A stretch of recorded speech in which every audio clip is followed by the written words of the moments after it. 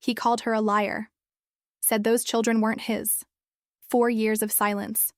4 years of her raising triplets alone, until the day he saw them. 2 boys, 1 girl, all 5 years old, all with his eyes. And a gift no one had taught them. He built an empire on control. But these children? They were about to unravel everything he thought he knew about power, about blood, about the woman he destroyed, and never forgot. Seoul never forgets. 4 years had passed since Kang Min-jun stood in that sterile hospital room and spoke words that would haunt him in ways he didn't yet understand. Words that cut deeper than any business betrayal, sharper than any rival's blade. You only want my money. I'm not the father of those children. He'd said it with the cold certainty of a man who'd built a tech empire from nothing, who trusted data over emotion, contracts over promises. Amara had stood there, her dark skin glistening with sweat from 18 hours of labor, her body still trembling, 3 newborns sleeping in the bassinet beside her. She didn't cry. That's what he remembered most. She just looked at him with those deep brown eyes that once made him feel like he could be more than his father's shadow, more than the calculating CEO the world feared. She looked at him like he'd just confirmed something she'd suspected all along. That he was exactly who everyone said he was. I understand, she'd whispered. Just 2 words. Then she turned her back to him, reaching for her babies. The triplets he'd convinced himself couldn't possibly be his. Min-jun had walked out of that hospital and never looked back. He told himself it was the right decision, smart, protective. His family had enemies. His position made him a target. A woman he'd known for 8 months, a visiting artist from Accra who painted emotions he couldn't name, claiming he'd fathered triplets? The timing was too convenient. The whole situation smelled like a trap. So he'd run the DNA test without telling her. And when the lab results came back inconclusive due to a processing error he'd later discover, he'd made his choice. He'd chosen doubt over faith, fear over love. Now, 4 years later, Min-jun stood in the floor-to-ceiling windows of his Seoul headquarters, watching the city bleed into sunset, and wondered why success tasted like ash in his mouth. His company, Kang Innovations, dominated the Asian tech market. His face appeared on magazine covers monthly.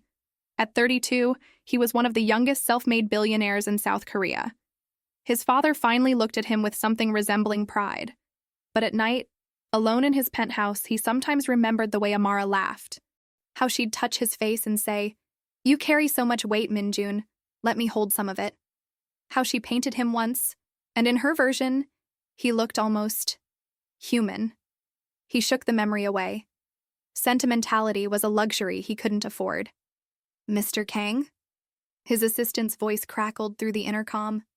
"Your 4 p.m. is here." The Accra Arts Initiative representatives.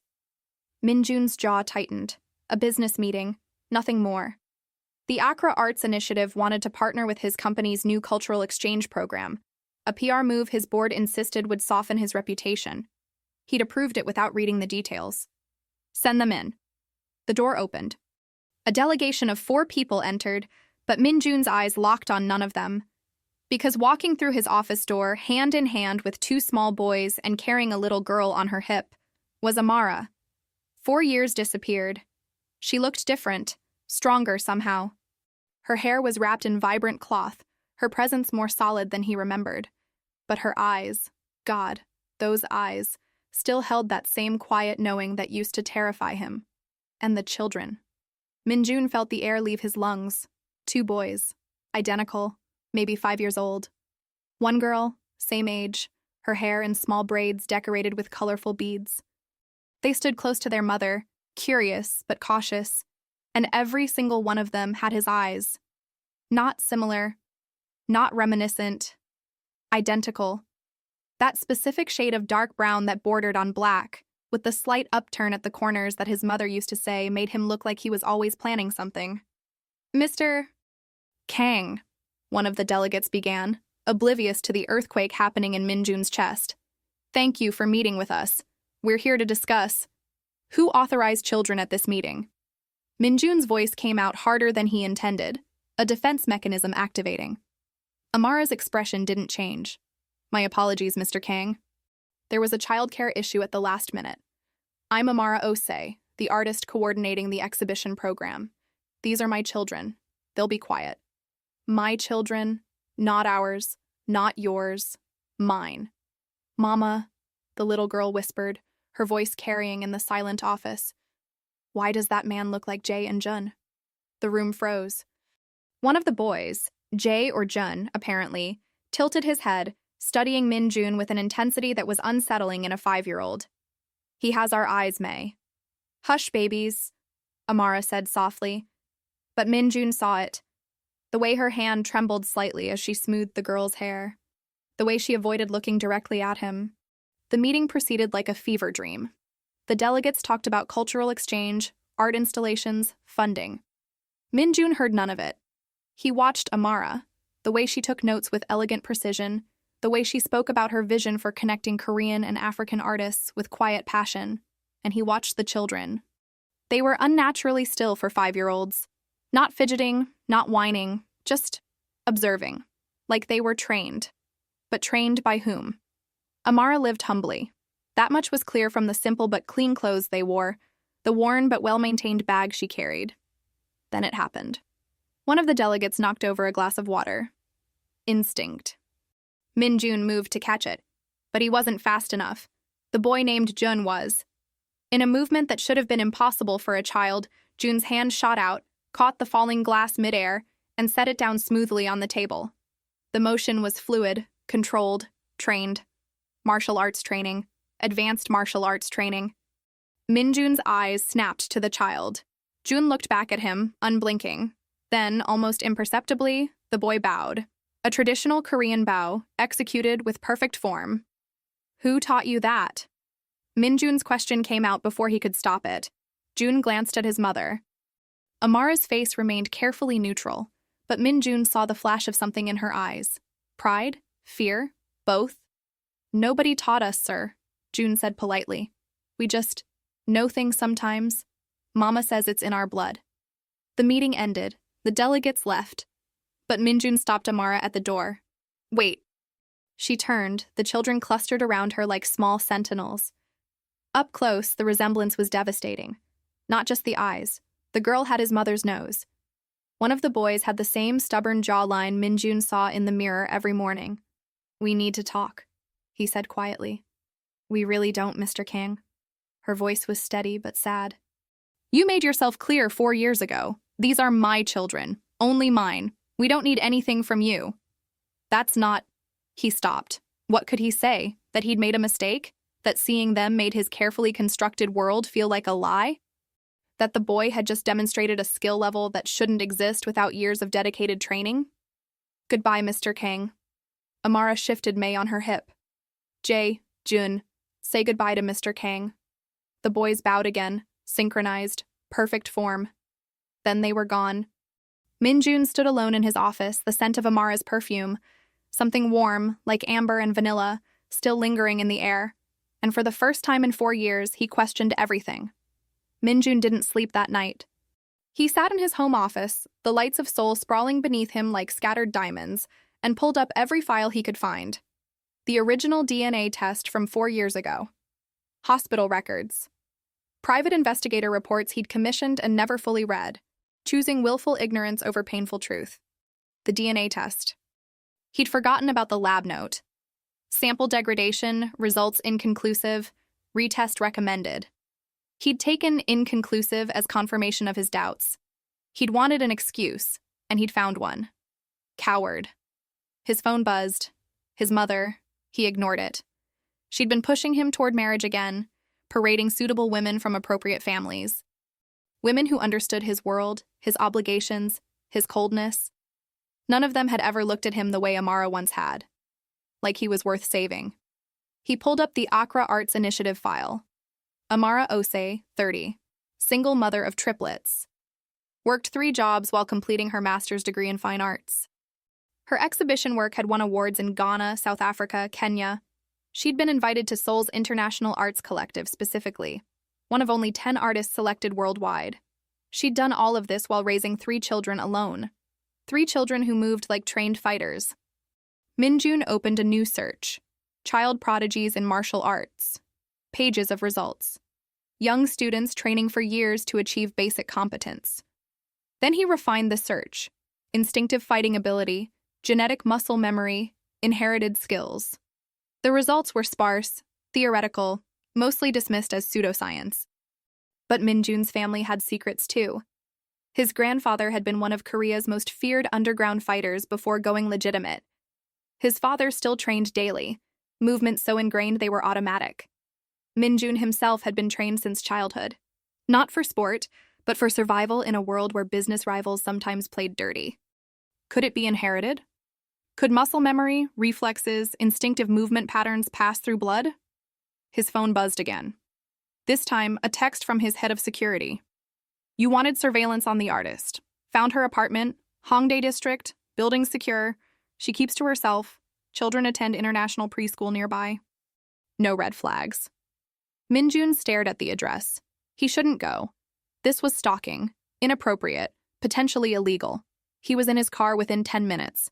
Hongdae at midnight was alive with energy. College students, artists, musicians. Amara's building was modest but clean, tucked between a vintage clothing shop and a small cafe. Minjun sat in his car across the street, feeling ridiculous. What was he doing? What did he expect to find? Then he saw them. The apartment window, 4th floor, still lit.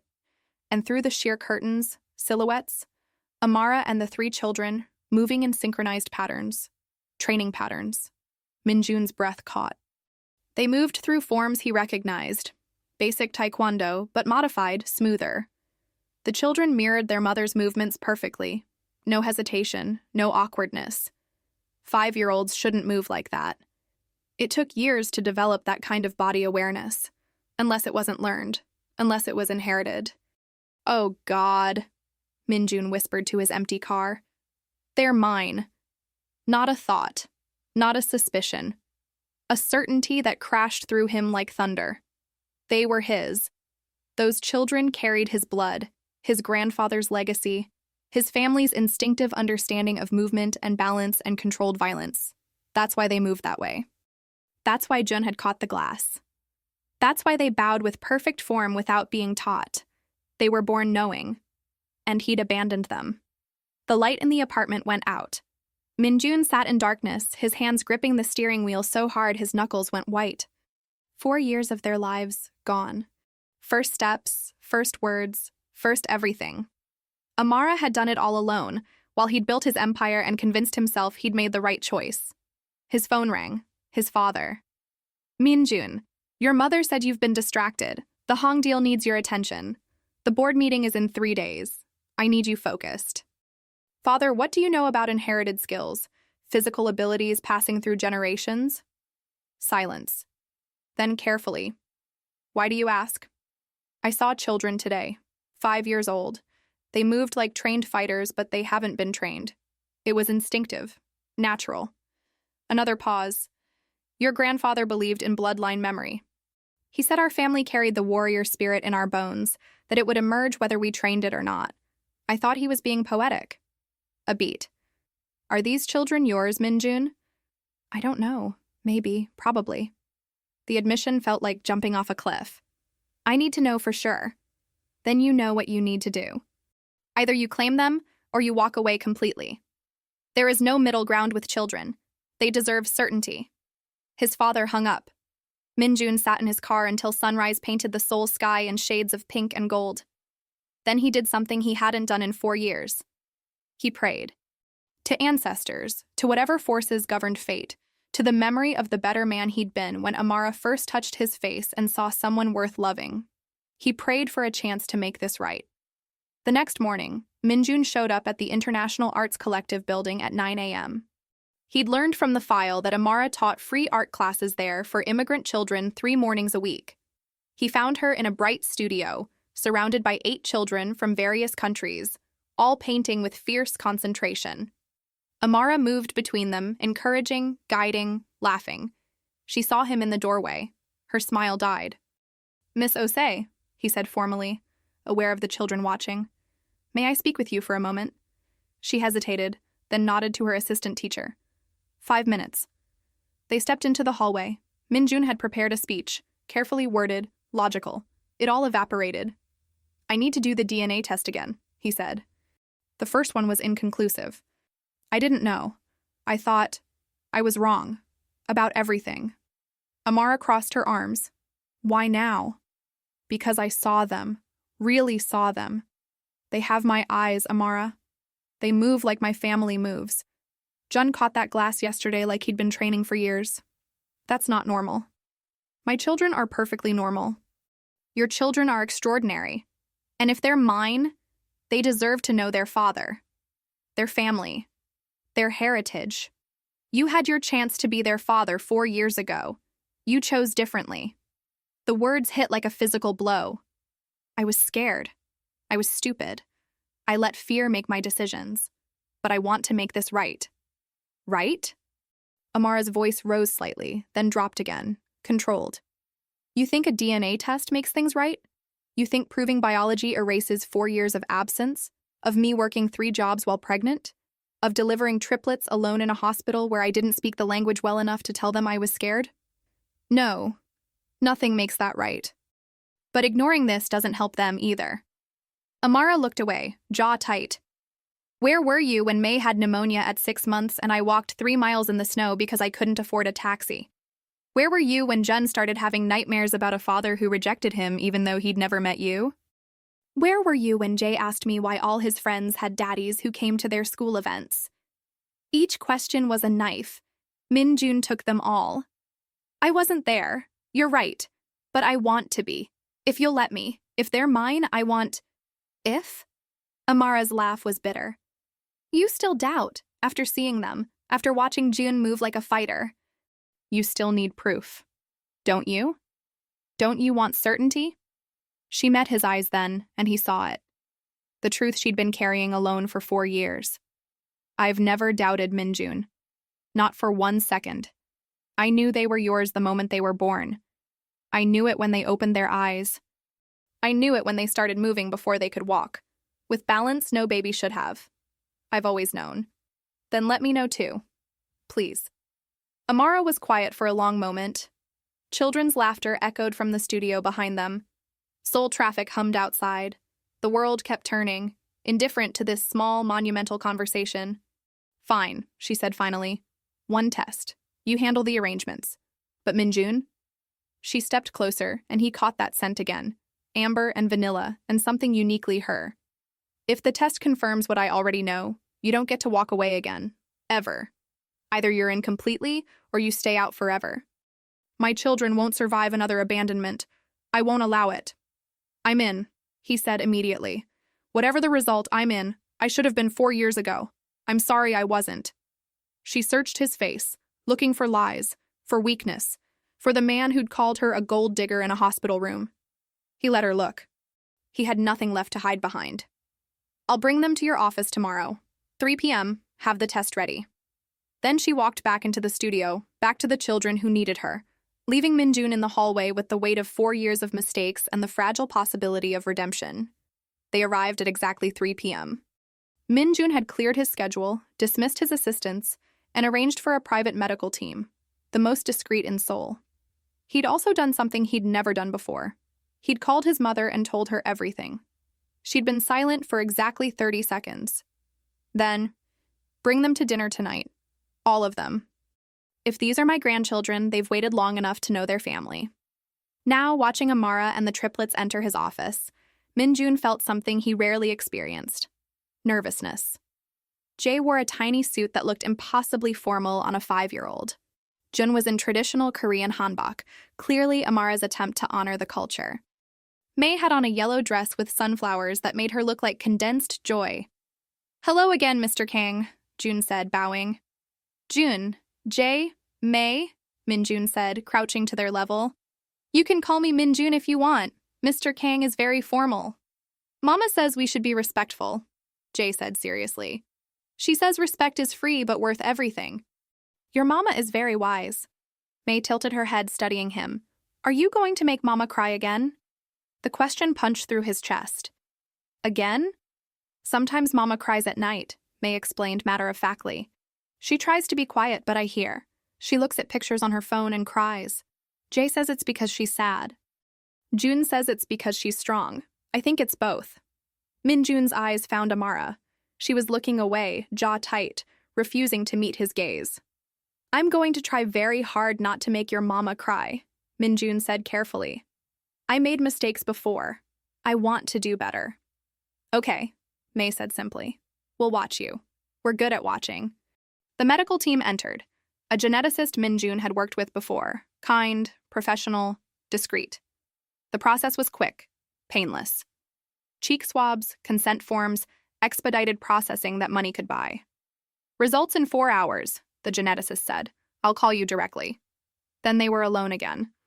Amara started gathering the children to leave, but Minjun stopped her. "My mother wants to meet them. Tonight. Dinner at the family estate." Amara's eyes widened. "Minjun, we don't even have the results yet." "My mother doesn't need results. She saw the photos I sent her. She said, 'Those are Kang eyes, and I want to meet my grandchildren immediately.'" Direct quote. "I can't just, we're not prepared for—" "Mama?" Jun interrupted softly. "Maybe we should go. Grandmother might be nice. And there might be good food," Jay added hopefully. May just looked at her mother with those impossibly wise eyes. "You always tell us family is important, even when it's complicated."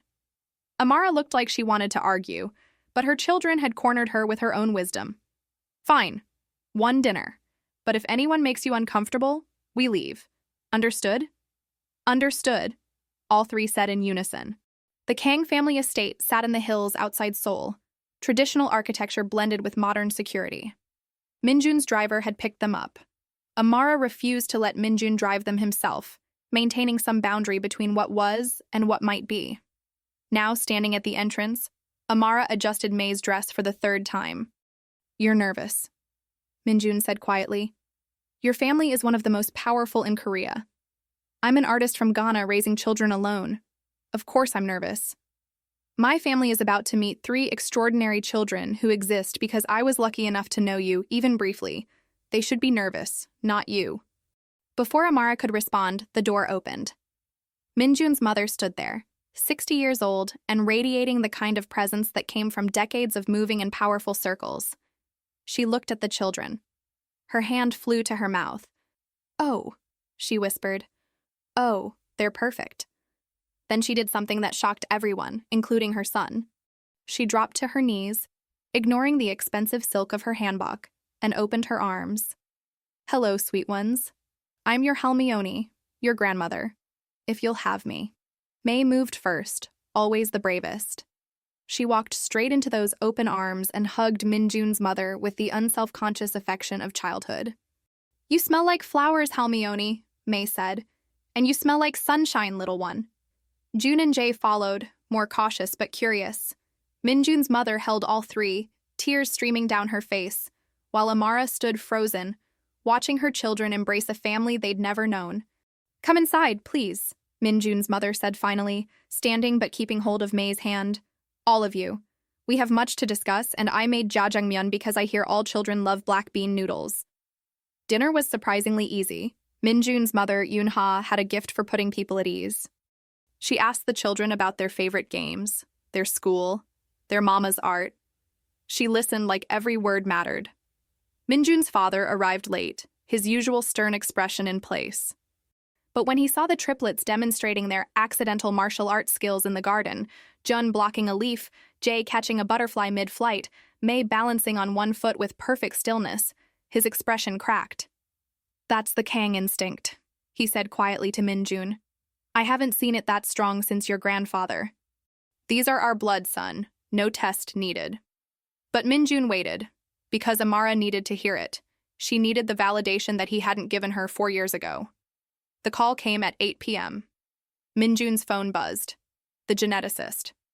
"Mr. Kang, results are conclusive. Probability of paternity, 99, 98%. Those are definitely your children. Congratulations." Minjun closed his eyes. When he opened them, everyone was watching him. The children, curious. His parents, knowing. Amara, guarded, but hopeful despite herself. "They're mine," he said, voice rough. "The test confirms it. Jay, Jun, May, you're my children." Silence. Then Jay spoke, his young voice clear in the quiet room. "Does this mean we finally have a daddy?" And Minjun broke. He crossed the room, dropped to his knees in front of 3 children who should have known him from birth, and let 4 years of regret and grief pour out. "Yes," he said, "if you'll have me. I know I wasn't there before. I can't change that. But I'm here now, and I will be here every day for the rest of your lives, if you'll let me be your daddy." May patted his head like he was a crying child who needed comfort. "It's okay. Mama always says everyone makes mistakes. What matters is if you fix them." "I want to fix this," Minjun whispered. "More than anything." Jun looked at his mother. "Mama, is it okay if we have a daddy now?" All eyes turned to Amara. She stood apart, arms wrapped around herself, tears streaming silently down her face. 4 years of carrying everything alone. 4 years of being both parents, both protector and provider, both strength and softness. "That's up to you 3, she said finally. "This is your choice." The triplets looked at each other, that silent communication identical siblings sometimes shared. Then they looked back at Minjun, at this man who wore their face and carried their blood and wanted desperately to earn what should have been his from the beginning. "Okay," Jay said. "You can be our daddy, but you have to read us bedtime stories. And play games with us," June added. "And never make Mama cry again," May finished firmly. "Deal," Minjun said, laughing through tears.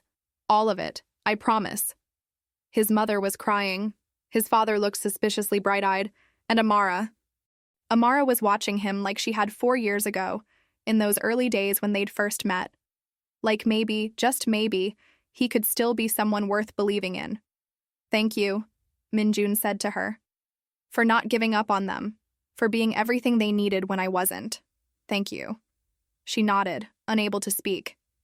And in that moment, in his family's ancestral home, surrounded by parents and children and possibility, Minjun felt something he'd been missing for 4 years without knowing it. He felt complete. The night ended with 3 5-year-olds falling asleep in their Halmioni's arms while their father and mother sat awkwardly on opposite ends of a couch, neither quite sure how to navigate this new reality where they were permanently connected but fundamentally strangers. Tomorrow would bring logistics, custody arrangements, family integration, public relations nightmares. Tomorrow would bring the real work. But tonight, for the first time in 4 years, 3 children slept knowing they had a father. And that was everything. The news broke 3 days later. Kang Min-jun's secret children. CEO acknowledges triplets with African artist. Minjun's phone exploded. His PR team panicked. The board demanded an emergency meeting. Competitors circled like sharks smelling blood. Stock prices fluctuated. Society gossip pages went into overdrive. But Minjun didn't care. He was sitting on the floor of Amara's modest apartment, watching Jay build an elaborate block tower, while June explained the structural integrity issues, and May painted her father's nails bright purple because daddies should be colorful too. "You should go," Amara said from the kitchen doorway. "Your company needs you. My children need me more." "Minjun, I've spent 4 years building an empire. I can spend a few days building a relationship with my kids." May looked up from her nail polish artwork. "Daddy, your phone is buzzing again." Daddy. She'd started calling him that yesterday, casually, like it was the most natural thing in the world. Each time she said it, Minjun felt his heart reconstruct itself. "Let it buzz, princess." But Amara's expression was worried. "This media attention. I didn't want this for them, for us." "I know, I'm handling it." "How?" "The photographers were outside the preschool this morning. Jun punched a reporter's camera when the man got too close to May." Minjun's head snapped up. "He what?" "Instinct," Amara said tiredly. "The protective instinct your family apparently passes down. He saw a threat to his sister and he reacted. He's 5, Minjun. He shouldn't have to protect anyone yet." Minjun stood, carefully setting aside May's nail polish. "Give me 2 hours." "To do what?" "To remind Seoul why it's dangerous to threaten a Kang." The press conference was held at Kang Innovations headquarters. Every major outlet attended. Minjun walked in wearing a tailored suit, his expression the cold, controlled mask that had made him feared in boardrooms across Asia. "I'll make this brief," he said, no preamble. 4 years ago, I made a mistake that I deeply regret. I failed to acknowledge my children when they were born. I failed their mother, a brilliant artist who has raised 3 extraordinary human beings with grace, strength, and zero support from me. Cameras flashed. Reporters leaned forward. I am rectifying that mistake now. Jae, Jun, and Mei Kang are my children. They are now under the full protection of the Kang family, which means this. Anyone who harasses them, photographs them without consent, approaches them at school, or makes their mother's life difficult in any way will face legal action from our attorneys and personal consequences from me. A reporter raised her hand. Mr. Kang, is this a custody dispute? Will you be taking the children from Ms. Osei? Ms. Osei is the best parent these children could have. I'm not taking anything. I'm asking for the privilege of being part of their lives. She's considering what that looks like. Are you and Ms. Osei romantically involved? Min Jun's jaw tightened. Ms. Osei and I are focused on our children's well-being. That's all I'll say about our personal relationship. Do you plan to marry her? Next question. Your father is known for his traditional views. How does he feel about having mixed-race grandchildren? Min Jun's eyes went ice-cold. My father is overjoyed to have 3 brilliant grandchildren who carry our family's legacy in their bones. Anyone who has a problem with my children's heritage will no longer be someone I associate with, professionally or personally. My children are Korean and Ghanaian. They are perfect exactly as they are. He stood. This conference is over. Leave my family alone or deal with me. I promise you don't want the second option. He walked out, leaving stunned silence behind. When Min Jun returned to the apartment, he found chaos. Amara was on the phone, speaking rapid Twi, her voice strained. The triplets were huddled together on the couch, looking smaller than usual. His mother was there too, looking furious. What happened? Your board happened, Yoonha said sharply. 3 members just tried to convince Amara to take a settlement and disappear quietly with the children. They called her a complication and suggested her presence damages the company image. Min Jun's blood went cold. Which members? Min Jun, don't... Amara started. Which members? His mother named them. Min Jun was already dialing his attorney. Draft termination papers for board members Kim, Park, and Cho. Effective immediately. I don't care about the legal complications.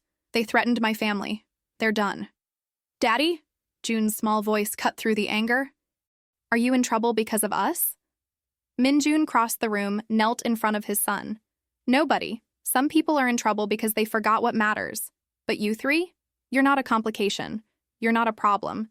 You're the best thing that ever happened to me. Even though we made your work hard? Jay asked. Especially because of that. Work is just work. You're my children. There's no comparison. May climbed into his lap. Mama says we're a package deal. All of us together, or nothing.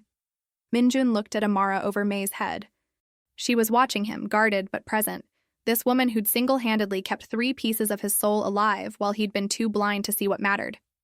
Your mama is absolutely right, Min Jun said. Package deal. I wouldn't want it any other way. That night, after the children finally fell asleep, May in Min Jun's arms, the boys curled against their mother, Min Jun and Amara sat on her tiny balcony, Soul's light spread below them. You fired 3 board members today, Amara said quietly. For us. For my family. They disrespected you. They made my children feel like burdens. That's unforgivable. This is going to get harder before it gets easier. The media, your business rivals, people who don't approve of us. Let them disapprove. I've spent my whole life caring what people think. It made me rich and successful and miserable.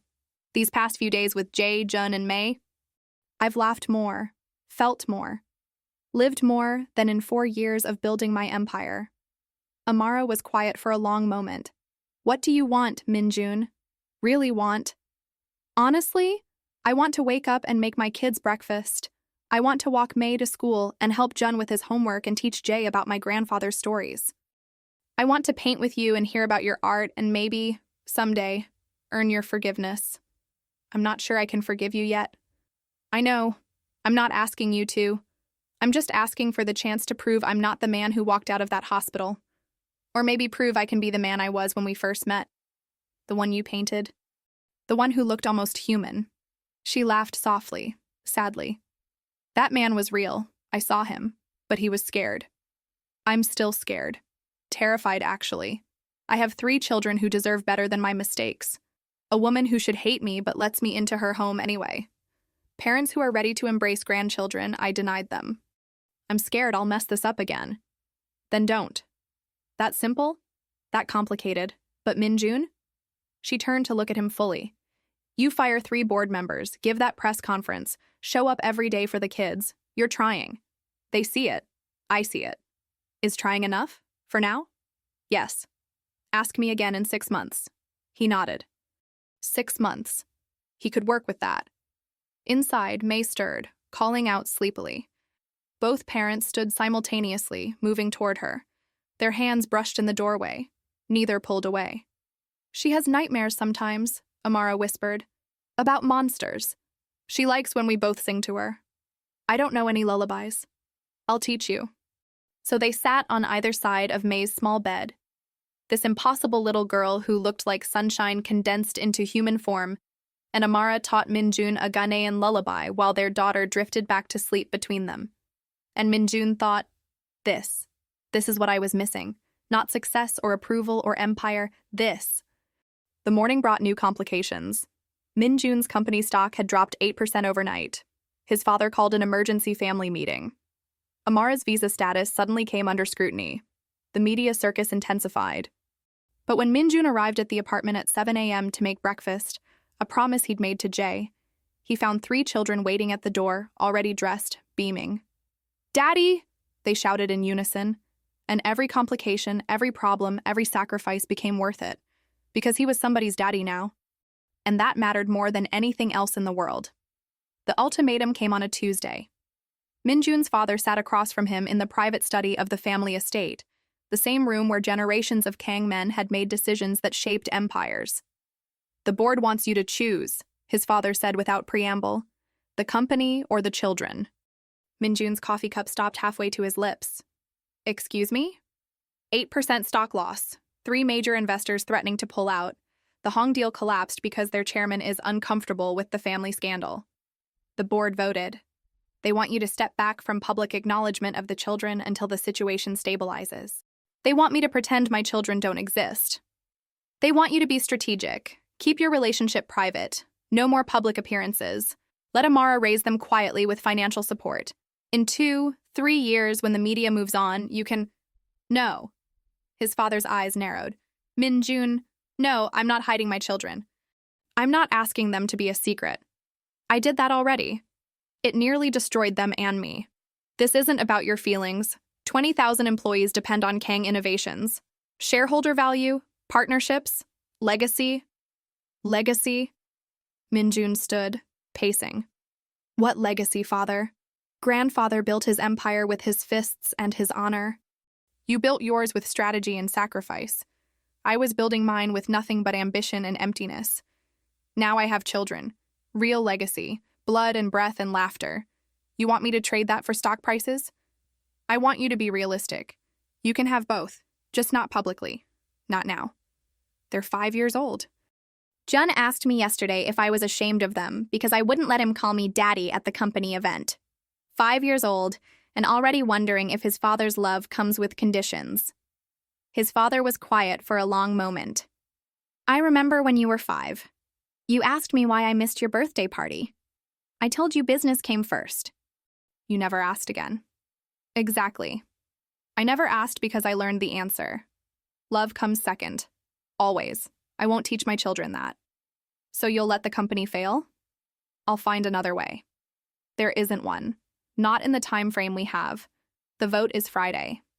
Either you commit to the company without the children as a public factor, or they want you to step down as CEO. The words hung between them like a guillotine blade. Step down. From the company he'd built from his father's foundation. The work he'd poured his soul into. The identity he'd worn like armor. I need to think. You have 3 days. Minjun didn't go home. He drove to Amara's apartment, where he found her helping the triplets with an art project, handprint paintings for their grandmother. Daddy! May launched herself at him. Look, my hand is a butterfly. He caught her, held her close, breathed in the strawberry scent of her shampoo. It's beautiful, princess. Jay and Jun showed him their creations, a dragon and a tiger, because Halmione said grandfather loved fierce things that protected their families. Amara watched him carefully. You look upset. Can we talk? After bedtime? She nodded. Min-jun stayed through dinner, ramyun and fish cakes that Jae helped cook, proudly announcing he was learning to be a Korean chef. He read them bedtime stories, his Twi pronunciation terrible but improving because Amara corrected him patiently each night. He watched them fall asleep in their shared bedroom, 3 small bodies that contained his entire heart. Then he sat with Amara on the balcony and told her everything. She listened without interrupting. When he finished, she was quiet for a long time. "What do you want to do?" she asked finally. "I want to tell them to go to hell." But it's not that simple. The company employs thousands. Families depend on those jobs. And if I step down, the board will install someone who might dismantle everything I've built. So you're considering their offer, the quiet arrangement. No, I'm not. But I'm trying to understand the cost of refusing. Amara pulled her knees to her chest. When I was pregnant, working 3 jobs, I had a choice too. There was a gallery in Paris offering me a fellowship, full support, housing, career opportunity. But I'd have to give up the babies for adoption. They said triplets were too much for a single mother to handle alone. Min-jun's chest tightened. You never told me this. I'm telling you now. I sat in that gallery director's office, looking at the contract that could have changed my life, and I thought about 3 heartbeats inside me. 3 pieces of you that you didn't want, but I did. And I chose them. No hesitation. Amara, I'm not saying this to make you feel guilty. I'm saying I understand impossible choices. But Min-jun, here's what I learned. There are costs either way. You keep the CEO position and hide your children. They pay the cost in feeling less than. In learning love comes with conditions. You step down and lose the company. You pay the cost in career and identity. But at least that cost is yours alone. You carry it, not them. You think I should step down. I think you should decide what kind of father you want to be. The kind who's there but conditional, or the kind who's fully present, consequences be damned. A sound from inside.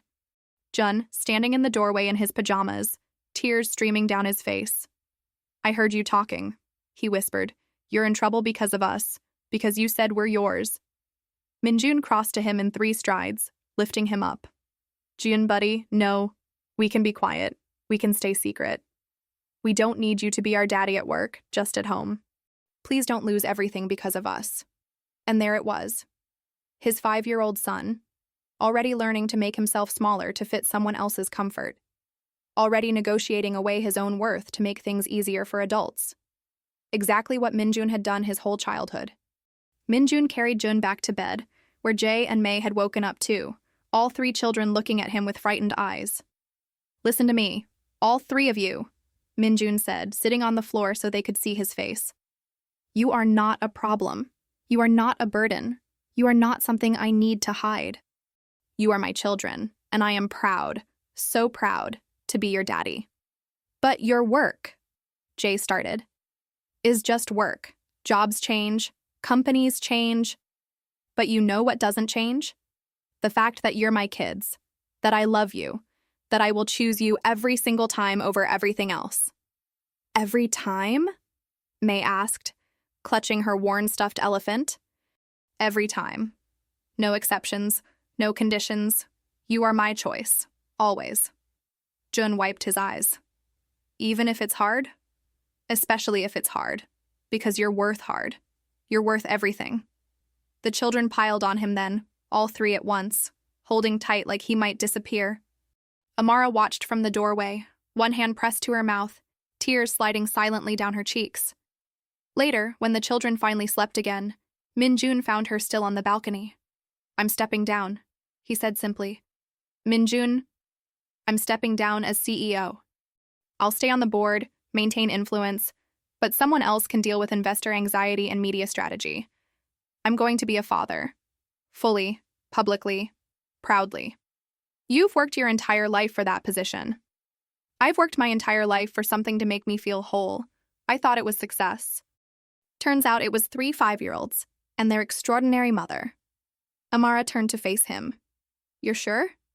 I've never been more sure of anything. My children will not grow up wondering if I'm ashamed of them. They won't learn to negotiate away their worth. They won't settle for conditional love. I won't let them become me. She reached out, hesitated, then took his hand. Her fingers were warm, steady. Okay then, we figure it out together. Together?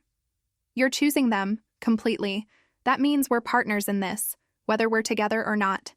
They deserve united parents. And maybe someday more than that? She smiled, sad but genuine. Ask me again in 6 months. But Minjun, this choice, this matters. You're showing them what love looks like. That's everything. He held her hand on that balcony, while Seoul hummed below them, and his whole life reoriented around 3 sleeping children who'd never asked to be born, but deserved everything he could give. Friday's board meeting would be brutal. His reputation would take hits. His father would be disappointed. Society would gossip, but Jun wouldn't cry himself to sleep wondering if he was too much trouble, and that made everything else irrelevant. Inside, 3 children slept peacefully, not knowing their father had just chosen them over everything he'd worked for. But they'd feel it when they woke up. In every decision, every moment, every time he showed up without hesitation. They'd know they were worth it. And maybe eventually, they'd teach him how to be worth it too. The board meeting lasted 17 minutes. Minjun walked in, placed a single sheet of paper on the table, and said, "My resignation as CEO, effective in 30 days. I'll remain on the board as a voting member. I recommend Minji Kwan as interim CEO. She's been running operations brilliantly for 3 years. Any questions?" Silence, then chaos. His father stood abruptly. "Minjun, wait." But Minjun was already walking out. He had somewhere more important to be. Jay's school was having a Father's Day presentation. Minjun had promised he'd be there, and for the first time in his life, a promise to his child mattered more than anything happening in a boardroom. He arrived just as Jay's name was called. His son stood on the small stage, clutching a paper he'd decorated with careful drawings, a tall figure holding hands with 3 smaller ones. "My daddy's name is Kang Minjun," Jay read, his voice shaking slightly. "He used to work all the time and didn't know about me and my brother and sister. But now he knows, and he comes every day. He's learning to make pancakes, but they're still lumpy. He reads us stories and does funny voices. He says we're his favorite people in the whole world." Jay looked up, scanning the audience. His face lit up when he spotted Minjun. And he came. He promised he'd come, and he's here. Minjun's throat was too tight to speak. He just raised his hand in a small wave. Jay beamed. After the presentation, Jay ran to him, Jun and Mei following. They'd all been in the same class, learning together at the international school that Amara had carefully chosen. "You came," Jay said, still amazed. "I promised. I'll always come when I promise." "Some kids' daddies didn't come," Mei said sadly, pointing to a little girl crying in the corner. "Her heart is broken." Minjun looked at Amara, who was talking with other parents, somehow both standing out and fitting in perfectly. She caught his eye, smiled, nodded toward the crying child. Minjun understood. He walked over, knelt down. "Hi. I'm Mei's dad. She's really worried about you." The little girl hiccuped. "My daddy had a meeting. He's always busy. I know that feeling. I used to be that daddy. But you know what I learned? Meetings end. But missing moments with kids? Those don't come back." He pulled out his phone. "Want me to call your dad? Sometimes daddies need reminding what matters." The girl nodded. Minjun called the father, a junior executive at a competing firm. The conversation was brief, pointed. "Your daughter is crying at school because you chose a meeting over her. I just resigned as CEO to avoid making that mistake. Get here in 20 minutes or you'll regret it." 15 minutes later, the father arrived breathless. His daughter launched into his arms. Minjun overheard him whisper, "I'm so sorry, baby. Daddy forgot what was important. Never again." Amara appeared beside Minjun.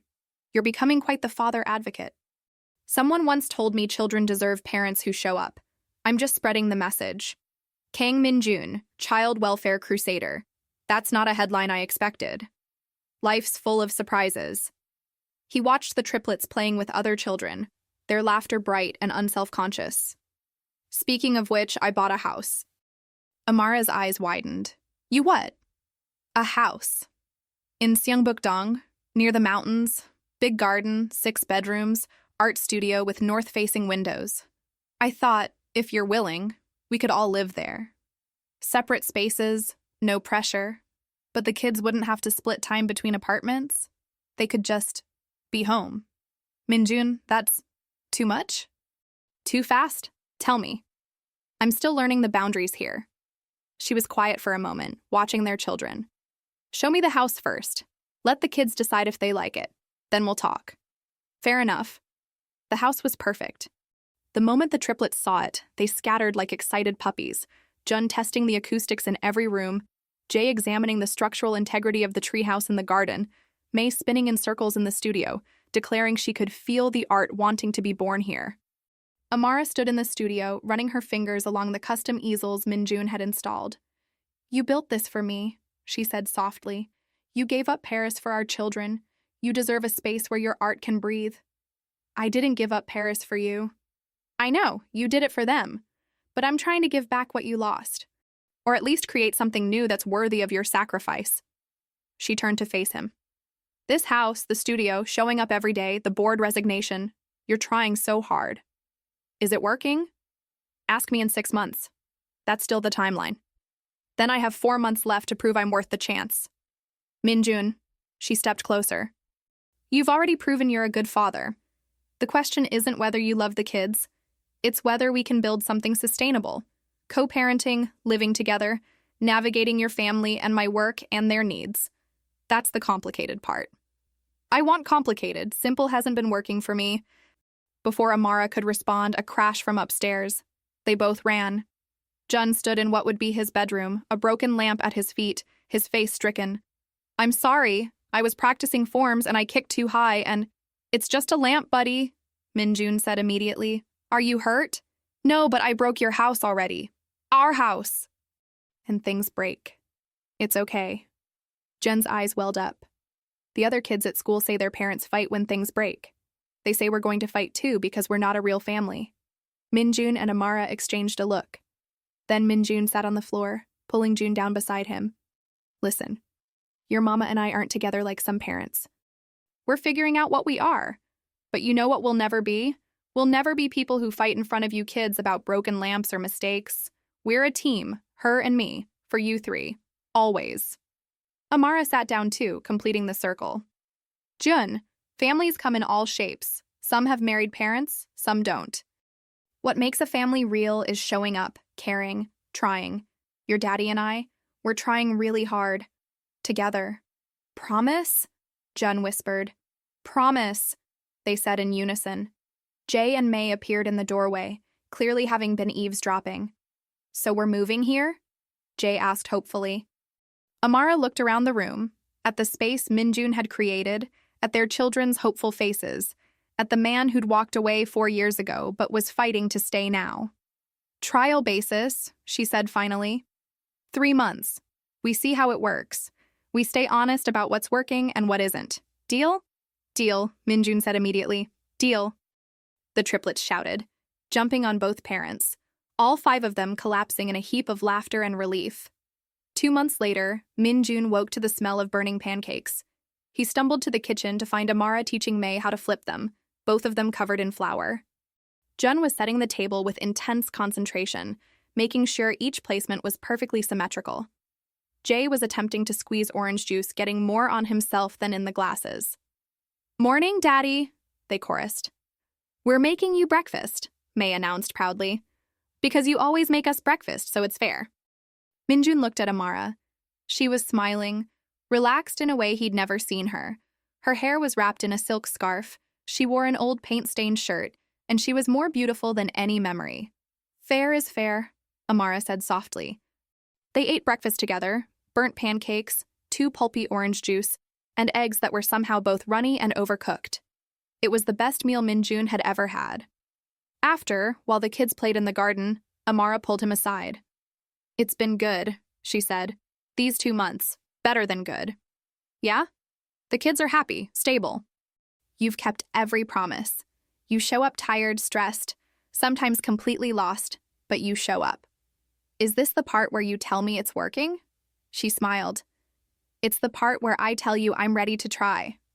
Not just co-parenting. Us, slowly, carefully, but actually try. Minjun's heart stopped, started, raced. You mean I mean, I see who you're becoming, who you're choosing to be. And I think maybe we can build something here. Not what we had before. Something new. Something that includes 3 incredible kids and 2 people who are learning how to be brave. I don't deserve you. Probably not. But you're working on deserving them, and that's close enough. He reached for her hand. She let him take it. Outside, the triplets were practicing forms in the garden. Jun's kicks precise, Jay's blocks strong, May's balance perfect. The Kang legacy, alive in 3 small bodies that carried both Korean and Ghanaian blood, both power and grace. Minjun's father appeared at the garden gate, watching his grandchildren with undisguised pride. I was wrong, he said to Minjun later, about the choice. I told you to pick the company. You picked them. And somehow you kept both. The company's thriving under new leadership. Your reputation improved because people respect integrity. And you. He gestured at the house, the children, Amara painting in her studio. You built an empire that actually matters. I didn't build it, father. I just stopped destroying it. Same thing, son, same thing. That night, after the children were asleep, Minjun and Amara sat on the porch, watching Seoul's lights below. What are you thinking? She asked. That 4 years ago, I had everything and felt empty. Now I have less. No CEO title, no absolute control, no certainty about anything, and I feel full, complete. You have 3 kids who adore you, a family that embraced them, and a woman who's willing to see where this goes. That's not nothing. It's everything. He looked at her. Thank you. For not giving up. For letting me try. For being stronger than I ever was. We're both trying. That's all love really is. 2 people choosing to keep trying even when it's hard. Is this love then? What we're building? Amara smiled. Ask me in 4 months. That's when the 6 months is up. I can wait 4 months. Good. Because I'm worth waiting for. You really are. Inside, May called out sleepily.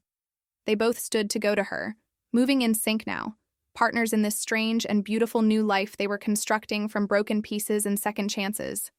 Minjun had spent 32 years building an empire of money and power. It took 3 5-year-olds to teach him what empire really meant. Family, chosen daily, protected fiercely, loved without condition.